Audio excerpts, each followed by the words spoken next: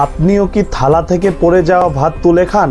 তবে আজকের এই সম্পূর্ণ ভিডিওটি অবশ্যই দেখুন। আমরা নিজের অজান্তে অনেক সময় এই ভুলটি করে থাকি।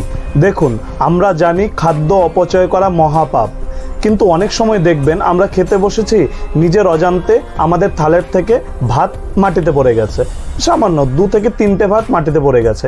তখন আমরা কি করি, মাঝে মাঝে সে ভাতগুলোকে তুলে আবার থালের পাশে রেখে দিই, যে ভাত অপচয় করব না। কিন্তু এই কাজটি করার ফলে অনেক সময় আমরা নিজের অজান্তেই অনেক বড় ভুল করে ফেলি। কারণ আপনার থালের থেকে পড়ে যাওয়া যে ভাত, সেই ভাত প্রেতের খাদ্য হিসাবে যায়। তাই থালের থেকে পড়ে যাওয়া খাবার কোনো সময়ই তুলবেন না। হ্যাঁ, যদি অনেকটা পরিমাণে হয় তবে বিষয়টা আলাদা, কিন্তু সামান্য কিঞ্চিত পরিমাণে যদি ভাত বা যে কোনো রকমের জিনিস যদি আপনার থালের থেকে পড়ে যায়, তবে তা কোনো সময়ই তুলে খাবেন না, কারণ সেটি প্রেতের খাদ্য হিসাবে ধরা হয়। যদি এই ভিডিওটি আপনাদের ভালো লেগে থাকে তবে ভিডিওটি অবশ্যই শেয়ার করে দেবেন। ভালো থাকবেন, সুস্থ থাকবেন। জয় তারা মা, জয় গুরু বামদেব। বলো হর হর মহাদেব।